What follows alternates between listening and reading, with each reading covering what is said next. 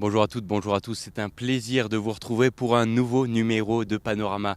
Et aujourd'hui, on va vous faire des belles images. C'est le principe. Nous nous trouvons au centre du parc de Merlet, en face du Mont Blanc. Et pour parler photographie avec moi, j'ai le plaisir d'avoir sur ce plateau improvisé Daniel Rodriguez. Bonjour. Bonjour. Tu es photographe professionnel spécialisé dans les animaux. Alors ici, le parc Merlet, pour toi, c'est presque un petit peu trop facile. Explique-moi déjà, en un premier temps, comment toi t'en es venu à la photo. Je suis venu à la photo à la base pour des questions naturalistes, c'est-à-dire je suis un passionné de nature, j'observe les animaux et les oiseaux en particulier depuis que je suis tout petit. Et la photo, ça m'a permis de faire des déterminations d'oiseaux, notamment en vol, d'une façon facile. Et puis de fil en aiguille, j'ai décidé d'essayer de faire de plus belles photos, de mettre l'animal dans un paysage, dans une ambiance. Et puis voilà, de fil en aiguille, j'en suis venu à faire de la photo d'une manière un peu plus professionnelle. Aujourd'hui, tu en es où, si on peut dire tu continues toujours et encore, il y a toujours de la matière, il y a toujours des animaux, des oiseaux qu'on n'a pas encore croisés ou concrètement tout, t'as fait le tour? Non, non, il y a des animaux que j'ai pas encore croisés, heureusement. J'ai fini mon premier projet film et livre en 2017. J'étais d'ailleurs venu sur votre plateau le présenter. Et aujourd'hui, je suis sur un autre projet qui est plus en forêt, parce que le milieu forestier, c'est un milieu que j'affectionne depuis longtemps. Mais avec les animaux, les projets livres ou vidéos ou photos, c'est des projets sur plusieurs années, voire certains sur plusieurs dizaines d'années, parce que faut trouver l'instant, faut trouver l'animal, et c'est compliqué. Donc du coup, voilà, ça prend du temps. Et puis surtout, les saisons propices pour observer les animaux sont en fait assez courtes. Et donc du coup, ça prend du temps. Et donc c'est pour ça que je prends mes projets sur plusieurs années. Mais j'ai toujours des choses en tête et je fais toujours de la photo et de la vidéo. T'as des thèmes ou des animaux de prédilection ou concrètement tu pars en forêt, tu te balades et tu vois un petit peu où tu peux poser le boîtier, comment ça se passe? Alors mes espèces de prédilection, c'est les espèces qu'on appelle boréo-alpines, c'est-à-dire c'est les espèces qui sont arrivées lors de la dernière glaciation et qui aujourd'hui sont présentes ici dans les Alpes. Ces espèces-là, les plus connues, c'est les tétras, tétralyres, l'agopède alpin, gélinote des bois pour le milieu forestier. Mais j'aime bien aussi tout ce qui est petite chouette de montagne, la chouette de Tengmalm, la chevêchette d'Europe. Donc voilà, c'est des espèces que je continue à étudier, à photographier. C'est des espèces que j'aime beaucoup. Et puis, je suis aussi un petit peu attiré par les grands prédateurs et par le retour des grands prédateurs dans les Alpes. Et donc, voilà, je travaille un petit peu en ce moment sur le loup, qui est de retour dans la vallée de Chamonix depuis 2 ans. Et puis, il y a quelques images de temps en temps de lynx. Notamment ici, dans le parc de Merlet, il y a une histoire de lynx dans les années précédentes où un lynx est rentré dans le parc de Merlet. Donc c'est intéressant de le savoir et puis de savoir que peut y avoir du lynx aussi dans les forêts autour de nous. Et voilà, j'aime bien les chercher, aller en montagne pour les chercher. Et puis, si on y arrive, faire des images, quoi. Alors, c'est un peu la cerise sur le gâteau, faire des images. Et comme tu le disais tout à l'heure, c'est vrai que la photographie, ça prend du temps. Ça prend du temps. Comment on s'organise quand tu sais que tu vas partir la journée avec ton appareil? Est-ce que tu as un objectif? Est-ce que tu as une façon de faire? Est-ce que tu as déjà un lieu de prédilection? Oui, alors avant une image, ce qu'il faut savoir, c'est qu'il y a plusieurs mois, voire plusieurs années de prospection suivant l'animal. Et ensuite, donc, il faut partir aux bonnes heures pour être aux bonnes heures sur le terrain pour voir l'animal. Et suivant l'animal, c'est pas le même milieu, c'est pas les mêmes horaires, c'est pas les mêmes conditions qu'on recherche. Et donc, c'est souvent la météo qui va pouvoir nous aiguiller sur quel animal aller chercher. Et puis, c'est pas souvent la chance quand même qui nous permet de faire une belle image. En règle générale, la belle image, elle se fait à un endroit connu et à un moment précis qu'on a défini, quoi. Qu'est-ce qui fait une belle image selon toi, justement? Pour moi, la belle image, c'est l'animal dans son milieu, c'est-à-dire l'animal dans un milieu qui lui correspond le mieux. Prenons un exemple, par exemple le lièvre variable, qui est une espèce qui adore la neige. Pour moi, une belle image de lièvre variable, il faut qu'il y ait du froid, il faut qu'il y ait de la neige, il faut qu'il y ait des conditions très difficiles, il faut qu'on ressente le froid dans l'image. Et c'est ça qui permet en fait de replacer l'animal dans son milieu et qui permet de faire une belle image, quoi. Quand tu dis il faut qu'on ressente le froid pour le lièvre variable, il faut que la personne qui regarde la photo ressente aussi le froid du photographe aussi qui a planqué pendant plusieurs heures, j'imagine. Ouais, ouais. Et puis le lièvre variable, c'est le parfait exemple de ça, hein. C'est-à-dire que pour trouver du lièvre variable, Les bonnes conditions, c'est un bon -20, -30 avec du vent. Là, c'est nickel. On peut aller en montagne et puis on en voit. C'est vraiment une espèce frigophile qui adore le froid. Et donc, pour le trouver, plus il fait le froid, mieux c'est, plus c'est facile parce qu'il va se mettre à la porte de son gîte pour justement un peu profiter de ces conditions. Et donc, du coup, c'est les conditions qu'on recherche en tant que photographe, quoi. J'imagine que pour les oiseaux, c'est un tout autre monde et une toute autre façon d'aborder finalement la photo. Oui, pour les oiseaux, tout passe par l'oreille déjà. Il faut écouter, il faut connaître les chants, repérer les territoires, et puis après être plus discret. Pour des espèces comme le tétralyre, voilà, faut planquer, arriver la veille, dormir sur place, rester dans sa tente d'affût jusqu'à ce que le dernier tétralyre soit parti, puisqu'il ne faut surtout pas les déranger, il ne faut surtout pas qu'ils nous voient. Donc c'est une approche qui est totalement différente. C'est une aventure de solitaire finalement. Tu dois passer beaucoup de temps seul sous ta tente d'affût. Est-ce que tu arrives à partager ou faire partager cette passion? Bah, le partage de la passion se fait ensuite par les photos, par les expositions, par les films. Mais en effet, la partie terrain, c'est totalement solitaire parce qu'il faut être discret, faut être seul et surtout, faut accepter l'échec. Et il y a plus d'échecs que de réussites dans la photographie animalière. Il y a plus de jours où on rentre bredouille que de jours où on rentre avec de l'image. Et donc, du coup, voilà, c'est cette part d'incertitude qu'il faut accepter et elle se fait souvent dans la solitude. Quand tu dis on rentre bredouille, ça veut dire qu'on rentre sans avoir déclenché une seule fois ou qu'on a fait plein de photos mais toutes ratées, où il n'y en aura pas une qui aura la petite quelque chose en plus qui va permettre de faire une bonne photo? Ah bah, il y a les deux. La plupart du temps, on a zéro photo, rien du tout. Ensuite, il y a plein de fois où on fait des images, mais ça vaut pas grand-chose. Et puis voilà, il y a 2% du temps, 3% du temps où il y a le moment magique qui arrive et on fait l'image, quoi. Alors justement sur ces pourcentages, sur ces moments magiques, est-ce qu'il y en a certaines dont j'imagine tu es assez fier ou tu as une affection particulière pour un cliché ou une situation que tu as vécue? Oui, j'ai une photo particulièrement qui me tient à cœur. C'est une photo de lièvre variable que j'ai faite dans les Aiguilles Rouges. Le lièvre variable, avant de comprendre et de le trouver, j'ai mis plusieurs années à suivre ses traces en vain dans la neige. Et puis un jour, j'ai eu de la chance, je suis tombé sur ce lièvre variable à la porte de son gîte. Et il faisait super froid ce jour-là. J'ai pu rester peut-être 10 minutes devant lui, pas plus, parce que vraiment j'avais trop froid, je ne pouvais pas rester. Euh, et ce lièvre variable, en le prenant en photo, il n'y a que la moitié de sa tête qui dépasse du gîte. Et en zoomant sur la photo, on voit le chardonnay qui se découpe sur sa pupille. Et donc du coup, en grand format, cette photo je trouve, assez belle parce qu'on retrouve cet animal dans son élément, dans le froid, dans la neige. Et puis on voit une partie de la chaîne du Mont Blanc qui est derrière, avec le chardonnay qui se découpe dans ses yeux. Donc voilà, c'est une photo que j'aime bien.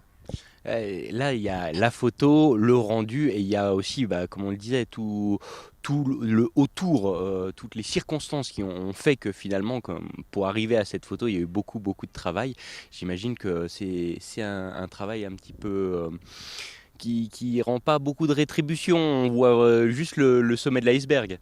Oui, oui, c'est un travail c'est un travail de dur au mal, quoi. C'est-à-dire, faut beaucoup, beaucoup travailler pour avoir une image. Et donc, c'est la passion qui nous entraîne vers la photographie animalière. C'est pas forcément le métier qui permet de sortir un salaire ou quoi que ce soit. C'est vraiment de la passion avant tout. Et puis, cette envie aussi de partager et puis de sensibiliser. C'est le centre de mon envie et de mon métier. C'est-à-dire que grâce à la photographie animalière, on va pouvoir montrer des choses que le public ne voit pas forcément de ses propres yeux. Voir un lièvre variable, c'est pas donné à tout le monde. Pourtant, ils sont présents tout autour de nous. Du coup, c'est le travail du photographe animalier de le montrer au public, de le faire connaître. Et c'est en connaissant qu'on protège les choses. Donc, c'est aussi le but de la photographie animalière. Justement, on peut les voir où tes créations, tes clichés? Alors, mes clichés, vous pouvez les voir sur mon site internet. Vous pouvez les voir dans mon film, Origine, la faune venue du froid. Et puis, vous pouvez les voir dans mon livre aussi, qui porte le même nom. Et de temps à autre, en exposition, en festival ou dans des concours photos. Bon, là, on arrive à la fin de l'été. Tu disais que c'était pas la saison la plus propice. J'imagine que sur les prochains mois, il va y avoir encore un petit peu de boulot et quelques projets peut-être pour toi. Oui, à partir de maintenant, là, octobre-novembre, je ressors en montagne pour aller voir les animaux. C'est le début des chants automnaux pour la chevêchette d'Europe, la plus petite chouette d'Europe, qui va recommencer à chanter à partir de maintenant, donc c'est intéressant. On va avoir le changement de couleur des lagopèdes alpins et du lièvre variable. On va avoir voilà, des instants de nature fabuleux à vivre à partir de maintenant. Eh ben, écoute, en tout cas, merci beaucoup. Bon courage pour les mois qui s'annoncent et merci d'avoir pris le temps de répondre à toutes ces questions. Merci à toi. On se retrouve demain pour un nouveau panorama. Moi, je vous souhaite une très belle soirée avec nos programmes. À bientôt.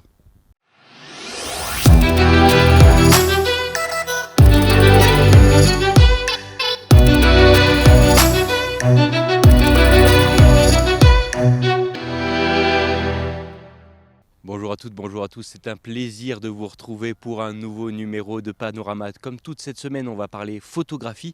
Et aujourd'hui, on est au parc de Merlet, sur les abords du Mont Blanc, avec plein d'animaux qui nous entourent dans un décor idyllique. Donc pour parler photographie avec moi, j'ai Nicolas Barbet. Bonjour.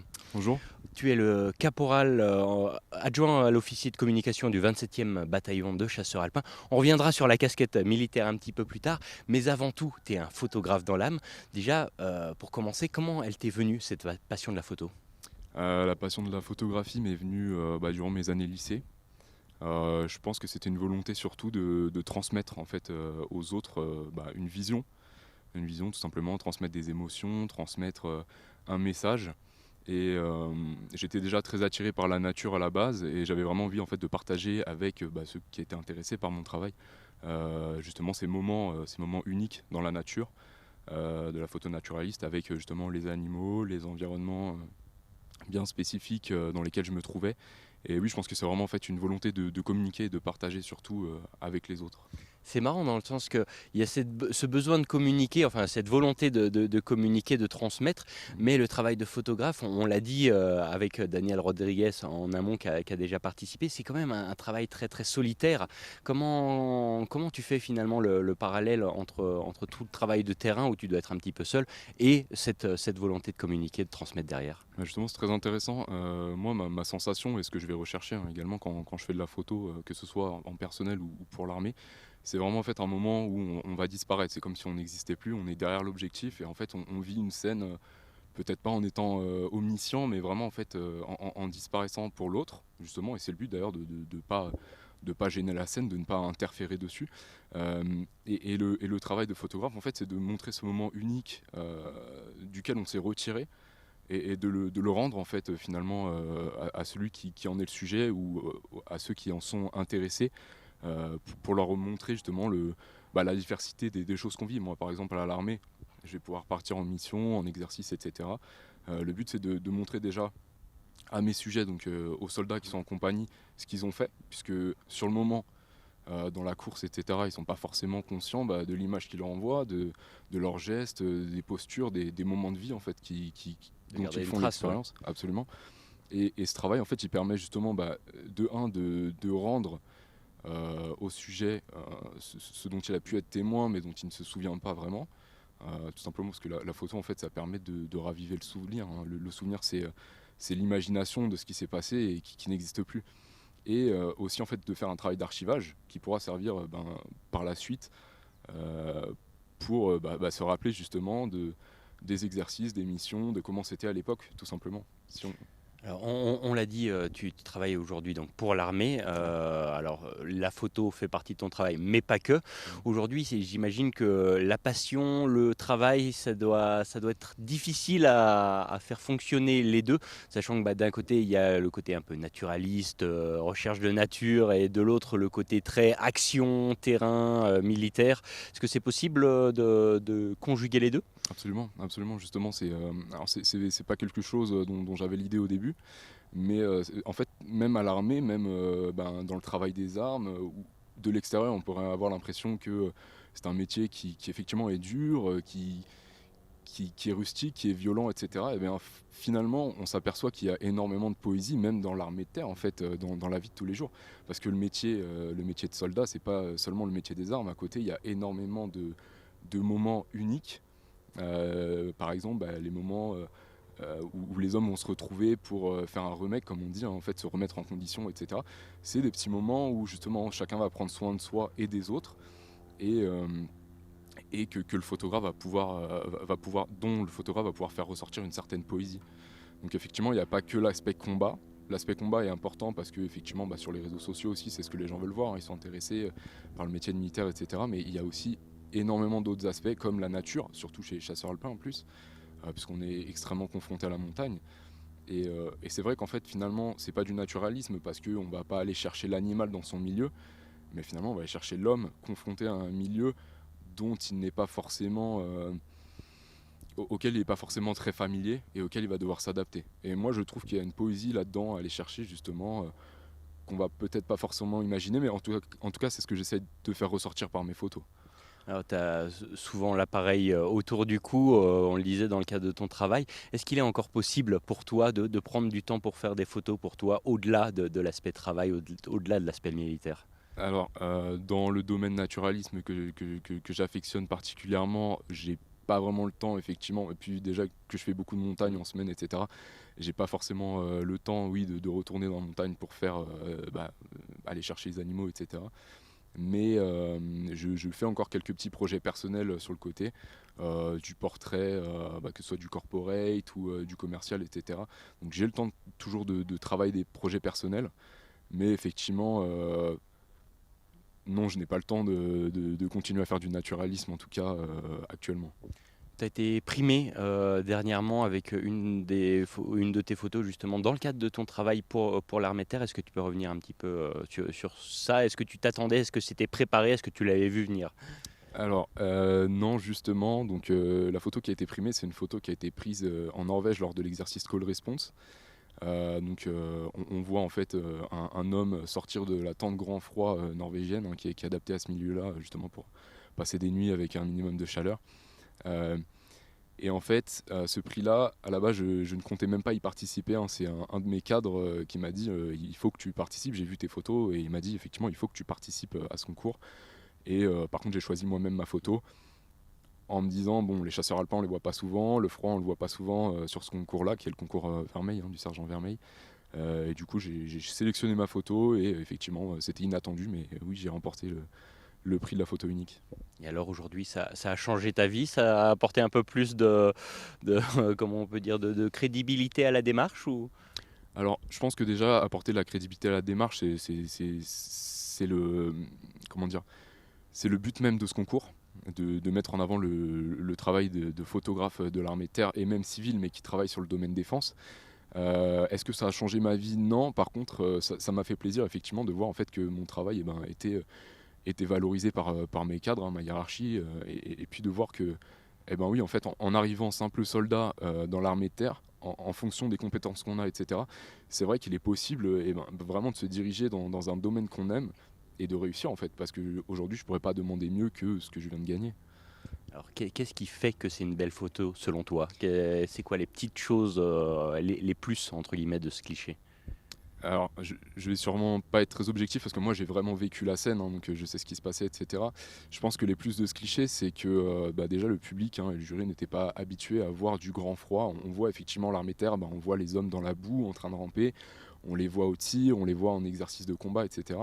C'est vrai qu'en fait, mon travail, j'ai vraiment essayé de l'axer sur l'environnement en fait, dans lequel on est contraint de s'adapter. Et je pense que justement en Norvège à ce moment-là, on voit vraiment en fait les conditions climatiques, hein, avec la neige à l'horizontale, tempête moins 15 degrés. On voit également un véhicule militaire qui vient ravitailler. Et je pense que voilà, c'est vraiment en fait une des scènes qui est hors combat, mais qui montre la vie du soldat et surtout du chasseur alpin. Et que c'est ça qui peut-être l'a poussé au-dessus et qui l'a fait sortir du lot. Et ton prochain meilleur cliché, entre guillemets, tu sais déjà où il sera, quand il sera, est-ce que c'est envisageable? Ce sera en opération extérieure peut-être? Alors, en opération extérieure, je sais pas. Il me reste pour le moment un an de contrat, donc je vais voir si j'ai des départs d'ici là. Je pourrais pas dire quel sera mon meilleur cliché parce qu'en fait, je les construis pas à l'avant. Je me dis pas j'aimerais telle photo. C'est vrai qu'en fait, je vis vraiment la scène avec les autres, avec les hommes avec lesquels je me trouve. Et c'est vraiment en fait au retour de l'exercice, de la mission, du départ en terrain, que je vois mes photos et ce que ça a donné. Donc effectivement, sur le moment quand je prends la photo, je me dis pas ok, celle-là elle est vraiment spéciale. Ouais, même pas un petit feeling en disant oh, potentiellement il y a quelque chose avec. Bah, à chaque fois qu'on appuie sur le déclencheur, effectivement, on se dit ça, mais toutes les photos ne sortent pas du lot. Il faut vraiment qu'il y ait eu un instant spécial qui fasse qu'elle se démarque du reste. Oui. Alors c'est vrai qu'aujourd'hui on est dans une ère très particulière où on a tous un appareil photo dans la poche. Quelle est encore aujourd'hui selon toi la plus-value des photographes professionnels passionnés? Qu'est-ce qu'on peut apporter avec une vraie photo qu'on ne peut pas l'avoir avec nos smartphones par exemple? Je pense que le rôle du photographe professionnel, c'est vraiment de faire parler l'image. L'image, c'est un vecteur de communication. On pourrait se parler pendant 30 minutes qu'on n'aurait pas donné autant d'informations que ce qu'il y aurait sur une image.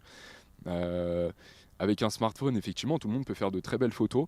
Maintenant, est-ce qu'il y a la démarche derrière de raconter quelque chose vraiment? Est-ce qu'il y a la démarche de transmettre des émotions, de transmettre un moment, de le montrer vraiment dans la réalité qu'il est? Je pense que le photographe professionnel, c'est son but, c'est vraiment d'aller chercher une information spécifique, de savoir quelle information il veut, et ensuite voilà, de travailler l'esthétisme dans sa composition, etc. Mais je pense que tout le monde peut faire oui, de très belles photos. Après, le photographe, c'est vraiment sa vision en fait, qui va faire la chose, qui va donner la Il y a valeur. presque une vision proche du photojournalisme finalement. Finalement. Transmettre, Bien sûr. c'est au-delà de la photographie d'art, on est bien d'accord. Bien sûr. Je pense que, enfin, moi, ce que j'essaie, c'est de faire un mélange des deux. Donc, effectivement, la photo doit être doit être réaliste, hein, retoucher le moins possible, etc. Mais elle doit aussi avoir un certain esthétisme, pour ma part en tout cas. C'est pas de l'information pure. Et demain, est-ce que tu as déjà, tu nous disais tout à l'heure, des projets, peut-être, des petits voyages en prévision ou un peu plus après l'armée peut-être Alors là, avec l'armée, pour le moment, je n'ai pas de date particulière en termes de photos, en tout cas. Pour la suite, là, je termine mon contrat dans un an, donc je reprends mes études, je poursuis mes études à la suite de l'armée, donc je quitte l'armée, hein. Ça aurait été une très belle expérience de vie en tout cas, mais voilà, je remets un petit peu la photo, je me redirige pas complètement dans la photo, là je repars sur de la communication plus généraliste, je vais poursuivre la photo bien évidemment, mais je m'en écarte en tout cas professionnellement parlant. Qu'est-ce qu'on peut te souhaiter du coup pour ces prochaines années? De réussir tout simplement dans ce que j'entreprends, dans mes études, et puis je pense de rester passionné et de continuer vraiment à creuser dans ce qui me passionne. Et c'est tout le mal qu'on te souhaite. Merci beaucoup Nicolas, en tout cas d'avoir pris Merci le à vous. temps de répondre à toutes ces questions et de nous avoir fait partager ta passion pour la photographie. Merci à toutes et à tous d'avoir suivi cette émission. Nous on se retrouve demain soir pour un nouveau numéro de Panorama. D'ici là, je vous souhaite une très belle soirée. À bientôt.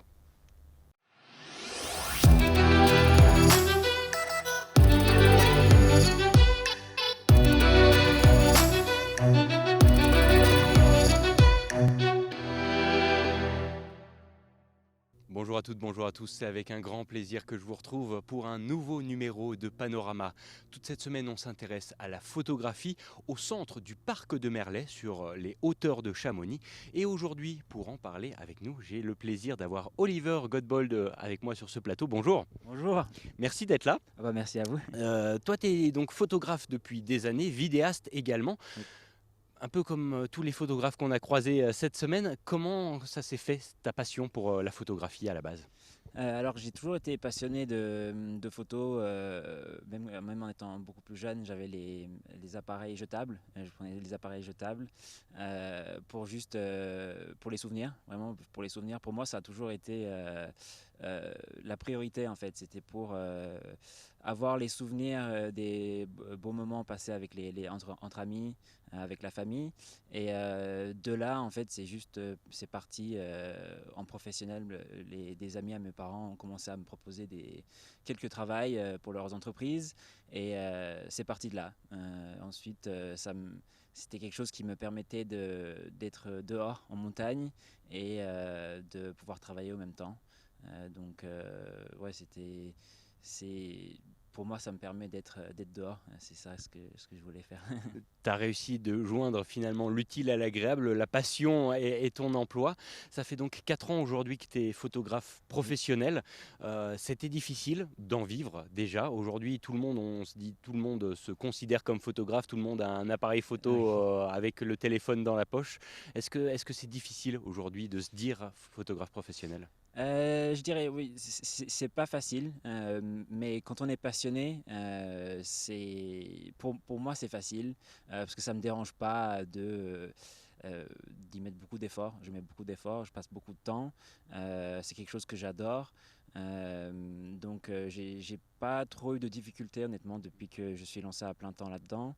Après j'accepte pas mal de shootings différentes. Enfin je me spécialise dans la montagne, dans le sport extrême, mais je fais aussi tout ce qui est événements, les shootings d'intérieur pour les agences immobilières, les choses comme ça.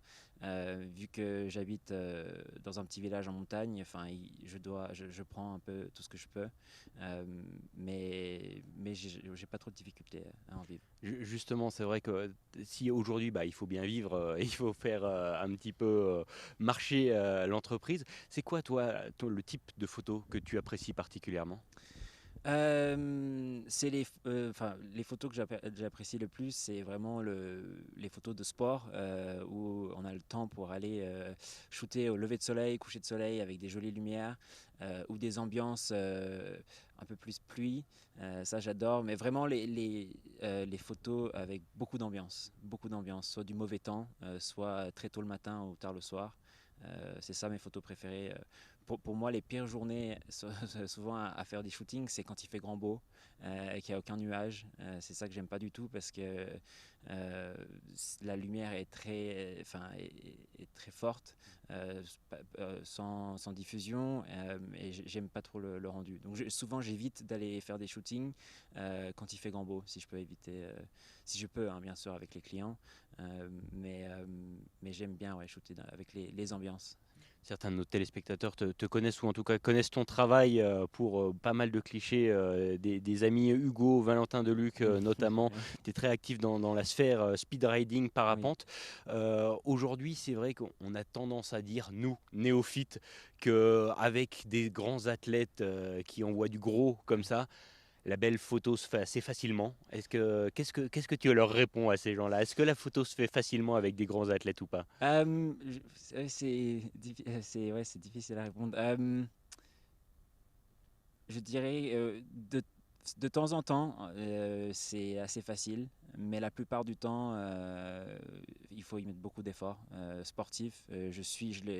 Valentin et Hugo, je les suis à pied, souvent sur les randonnées, et je redescends à pied, vu que je fais pas de speed riding, donc je redescends à pied souvent d'assez haut, de 1000 et quelques mètres, jusqu'à la maison, et avec tout le matos sur le dos, donc c'est pas facile. Surtout l'hiver, c'est plus difficile aussi avec le risque des avalanches, parce que les speedriders peuvent déclencher des avalanches, et si je suis en dessous, il y a toujours le risque. Donc il faut connaître un peu le milieu, et c'est pour ça que je travaille autant avec Valentin et Hugo, vu que je les connais très bien, ils me connaissent, ils me font confiance.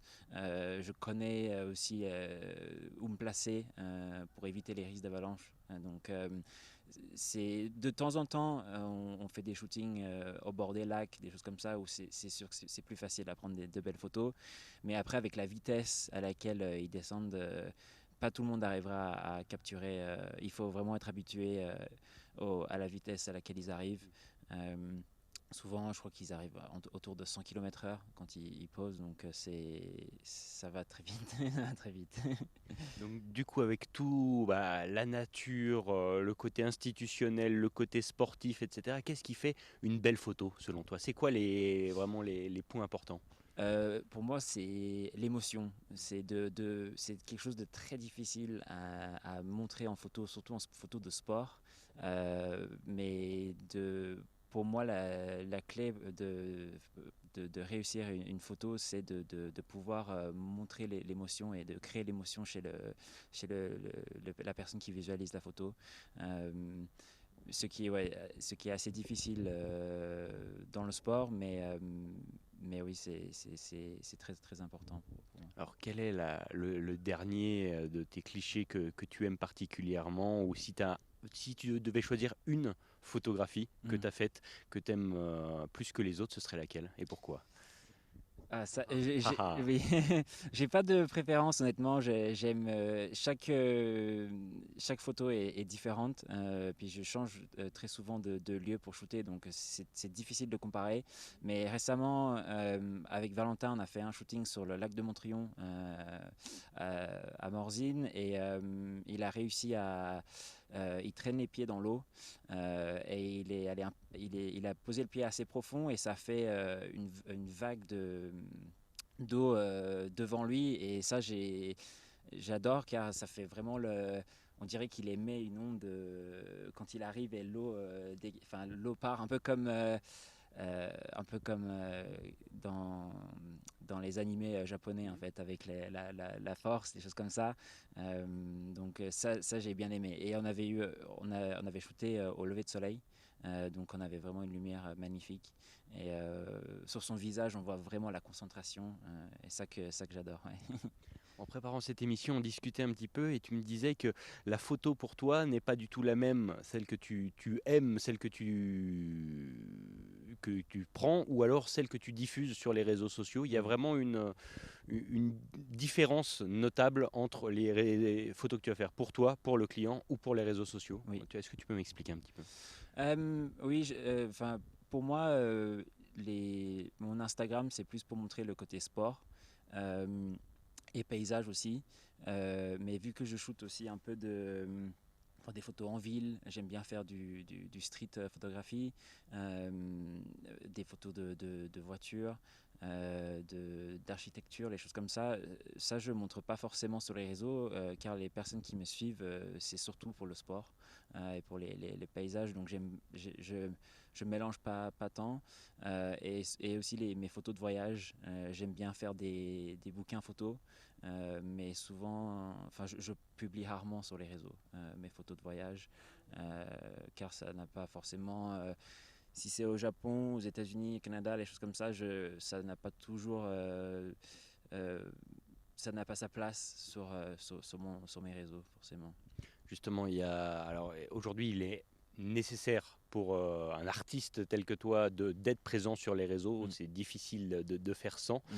Pour autant, il faut cibler justement comment tu sais quelle photo va arriver sur les réseaux, quelle photo va sortir en publication, ou une autre que tu pourrais peut-être vendre à un magazine. Ça se fait au moment où tu déclenches, ou au moment où tu vas traiter l'image derrière? Euh, Ça se fait pendant le post-traitement, habituellement. Et c'est encore quelque chose que enfin, j'apprends encore là-dessus. Donc, on me demande des fois, j'ai pas mal de demandes sur les réseaux pour des prints. Et dans ce cas, en fait, si la personne cherche un coin en particulier, je leur fais un petit portfolio des images que j'ai de ce coin-là. Donc, ça, pour moi, ça marche plutôt bien. Comme ça, j'ai pas besoin de tout poster sur les réseaux. Mais enfin, je préfère prendre vraiment les photos, enfin, les photos qui me sautent aux yeux, enfin les photos qui me sautent aux yeux, ouais, Avec un effet waouh un peu. voilà, c'est ça que je préfère mettre sur les réseaux. Mais après, j'ai jamais eu de problème pour avoir du travail dans ce milieu. Du coup, j'ai tendance à pas tant poster sur les réseaux, plus pour que je puisse rester dans la concentration pour mes clients, pour les projets. Je passe beaucoup de temps de préparation pour les projets, de repérage. Ça me prend beaucoup de temps. Donc les réseaux, pour moi, même si c'est sûr que ça reste très important. Vu que j'envoie mes photos aux athlètes, c'est eux qui publient surtout, enfin, souvent ma place, et je repartage. Donc j'ai pas tant besoin de poster sur mon propre compte, car mes photos sont repartagées par les marques, les athlètes. Donc ça me fait quand même de la pub, en fait, on continue. Comment tu vois ton avenir du coup? Dans la photographie de toute façon, dans la vidéo aussi un petit peu, parce que toi c'est l'image au sens large. Oui, c'est difficile à dire parce qu'il y a 3 ans, j'aurais jamais cru pouvoir faire des shootings avec des athlètes comme je fais aujourd'hui. Donc ça avance très très vite. Donc c'est difficile pour moi de dire, mais après c'est sûr que je resterai toujours dans la photo. J'adore la photo, vraiment. Depuis petit, j'en fais toujours, donc ce serait difficile pour moi d'arrêter. Et la vidéo, peut-être certainement de plus en plus de vidéos, vu comme les réseaux maintenant privilégient plus la vidéo. Là, je fais moitié-moitié maintenant, mais j'aimerais bien m'améliorer en vidéo pour pouvoir sortir peut-être des mini-documentaires, les choses comme ça. C'est ça qui m'intéresse vraiment. J'adore regarder les documentaires de sport, comment la préparation des athlètes, les choses comme ça. J'aimerais bien faire quelque chose dans ce genre-là. Eh ben, écoute, en tout cas, c'est tout le mal qu'on peut te souhaiter. Merci beaucoup, en Merci. tout cas, d'avoir participé à cette émission et d'avoir répondu à toutes mes questions. Bon courage pour la suite. Merci. Et puis, nous, on est déjà au terme de ce panorama. Merci à toutes et à tous de votre attention. On se retrouve demain pour un dernier numéro de cette semaine, avant d'autres programmes. À très vite sur 8 Mont Blanc.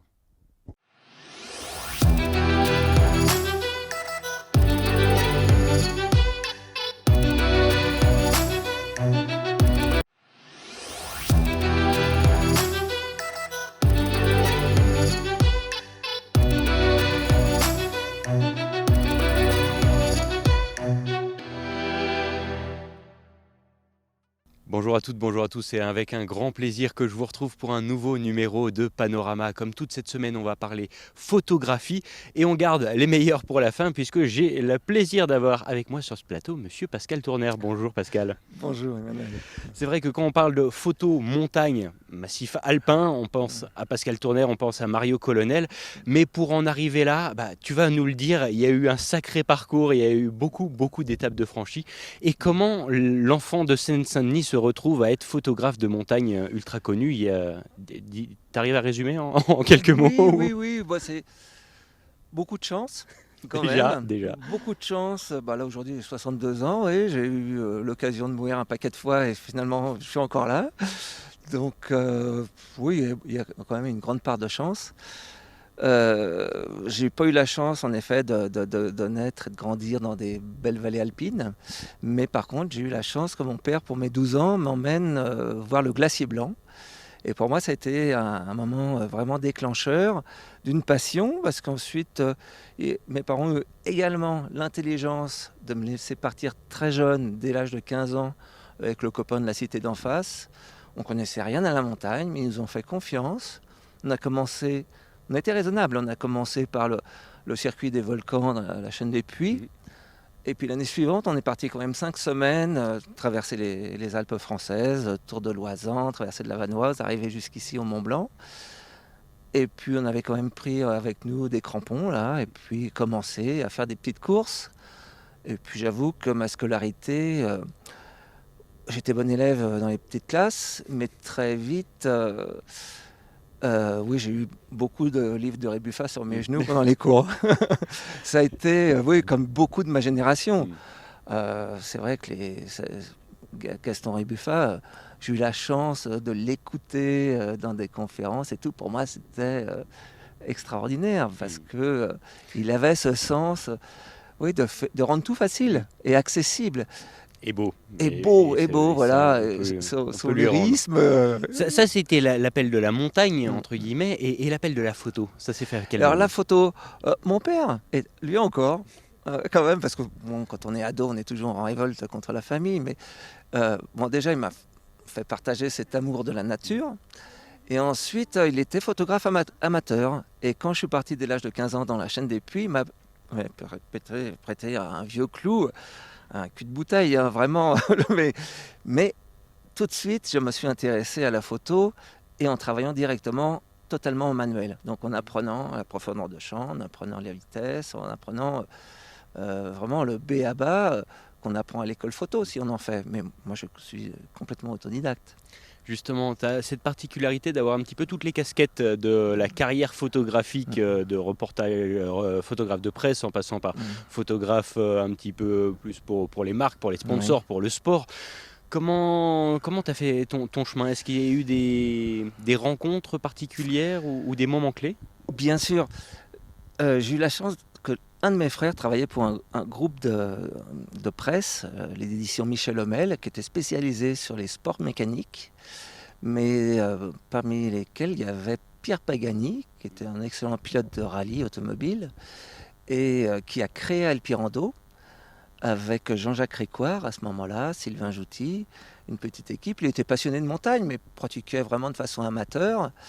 Moi, j'avais 16-17 ans à ce moment-là. Ah, j'ai bien postulé, hein, mais bon, voilà. Voilà, ça s'est pas fait à ce moment-là. Ils ont eu un directeur artistique, François Schnepp. Et puis, j'ai été happé par les sports mécaniques. Je me suis retrouvé très jeune, encore grâce à ce frère, directeur artistique d'une revue qui s'occupait uniquement des grands prix automobiles de Formule 1, un grand prix international qui était fait en 5 langues. Donc je dormais, voilà, pas beaucoup, mais ça a été une super école pour apprendre déjà à gérer mon stress, parce qu'il y avait quand même, à l'époque, il n'y avait pas du tout d'informatique, hein. Et j'avais la responsabilité, oui, d'une petite équipe de maquettistes, et puis il y avait les traducteurs, il y avait tout ça. J'arrivais souvent le dimanche matin au bureau et j'allais me coucher le mardi soir. Et j'ai su, par le travail, aller au bout de mes résistances quand même. De temps en temps, je m'allongeais, une petite crise de tétanie, j'étais vraiment au bout, quoi. Mais c'était hyper stimulant. J'aimais bien Paris, à la différence de ma banlieue de naissance. J'ai adoré, moi, vivre à Paris, et je choquais mes amis guides, souvent en leur disant, moi, me balader dans le cœur de Paris, j'y prends autant de plaisir qu'à faire une vallée blanche. Et c'est vrai, j'adorais ces contrastes. Et après, plus tard, oui, même quand je partais en expédition, etc., j'adorais retrouver Paris avec cette ambiance, avec ça. Oui, ça n'a rien à voir. Quand on vit en province, on voit Paris dans sa globalité, la banlieue, ce truc énorme. Non, il y a vraiment deux vies, quoi. Surtout quand on vient de la banlieue nord-est. La vie sur l'île Saint-Louis ou sur l'île de la Cité ou dans le quartier du Marais, c'est pas la même. D'accord. Mais alors, du coup, comment tu t'es aiguillé? Quel a été le thème de photo qui t'a un peu accroché? Ça a tout de suite été nature montagne ou... Alors non, je mets tout en photo. Voilà, non, j'ai toujours été un peu boulimique. Bon, là où je faisais le plus de photos, c'était bien sûr quand je partais en randonnée ou en montagne. Et puis j'ai eu la chance, donc en devenant maquettiste, graphiste pour des revues spécialisées de sport mécanique, de rencontrer des super photographes et d'apprendre à leur contact. Et quand je travaillais notamment pour Grand Prix, j'arrivais le dimanche matin, il y avait toutes les photos des essais qui étaient arrivées dans la nuit. Je me retrouvais avec 10 000 photos. Il fallait que je trouve les 200 meilleurs pour faire le journal. Et à force de sélectionner, il y a des photographes, je me rappelle notamment de Bernard Asset, je regardais une photo, j'entendais le bruit du moteur, et je voyais la vitesse. Il avait tout vu. Il avait été au bon moment dans les stands, il avait été au bon moment quand il se passait quelque chose sur la piste. Oui, il avait été partout. Et puis je suis devenu un petit peu son assistant à un moment, en plus de mon métier de graphiste. Et puis, non, je me rappelle même tout gamin, à l'époque c'était le jeudi après-midi qu'on était libre. Ça remonte, hein. Et j'allais classer les archives du magazine La Moto. Et je voyais un boulon, je savais de quelle moto elle appartenait. Je me passionne assez vite. Et les sommets des montagnes, je me rappelle quand j'étais ado, oui, il y avait eu cette encyclopédie Alpha que j'ai dévorée. Et moi, je voyais une montagne, je la reconnaissais, je retenais sans effort son altitude, ses quatre faces. Ça rentrait tout seul, bien plus que la scolarité classique. C'est bizarre, quel hasard. Ah ouais, non, j'avais aucun effort. Alors justement, après toutes ces années, ces casquettes successives, tu as affiné ta patte, tu as affiné un petit peu ton savoir-faire. Qu'est-ce qui fait, selon toi, aujourd'hui, une belle photo? Alors moi, je me rappelle dans ma chambre, j'avais affiché une photo de Pierre Terraz au col de la Fourche, le magnifique. J'adorais ce lever de soleil.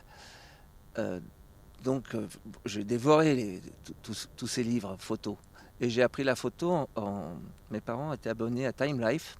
Et j'essayais de comprendre comment les photos étaient faites. Et puis aujourd'hui, c'est facile avec Internet d'en manger des images. À l'époque, même National Geographic américain, c'était difficile de se le procurer. Sans doute, si on habitait dans le cœur de Paris, on l'avait facilement, mais à Bondy, je ne le trouvais pas. Et même si j'adorais les photos de terrasse, quand je suis parti en montagne ensuite, fort de l'expérience visuelle et de... Oui, c'est une acuité qu'on acquiert petit à petit, avoir plein de photos. Je voulais faire quelque chose d'autre. Même si j'ai toujours apprécié ces paysages, même aujourd'hui, je me dis toujours, c'est un peu ridicule, mais si la montagne elle est très belle, on sait bien, beaucoup de photographes l'ont montée très belle, mais si un singe à côté de moi avec mon appareil photo il fait la même chose, c'est que je suis un singe, je ne suis pas un photographe. Donc peut-être les singes pourraient faire de très bons photographes, mais j'essaye d'apporter quelque chose avec un regard personnel. Donc de par mon expérience, et puis j'essaye, toujours je repense à ce photographe de Formule 1. Une Formule 1, par essence, ça va très vite. Et lui, il arrivait à montrer cette vitesse. Donc, moi, j'essaye, si je fais des photos de danse, je ne veux pas faire une photo de statue immobile. Si je veux que l'on comprenne dans mon image ce qui se passe dans l'activité et la sensation qu'on y éprouve. Donc pour moi, c'est important de montrer en alpinisme qu'on y éprouve du plaisir, bien sûr, parce qu'on n'est quand même pas que dingue. Mais par contre, c'est difficile. C'est quand même hyper exigeant physiquement. Il fait froid, on a souvent peur. Celui qui n'a pas peur, il se tue très vite. Tout ça, il faut le montrer, toutes ces émotions-là. Et autant au départ, quand j'étais jeune et timide, je photographiais les cailloux, les beaux paysages, que de plus en plus, j'ai essayé de montrer les gens. Et les gens en conditions difficiles, c'est là qu'on voit vraiment l'intensité des rapports dans une cordée. Et puis, moi j'aime bien la musique. On est au parc Merlet, c'est Voilà. très naturel. Ouais. C'est pour ça qu'on a choisi Décor d'ailleurs. Ouais, c'est très bien. Et j'ai coupé le fil. Mais Tu me parlais justement des efforts ouais, des visages.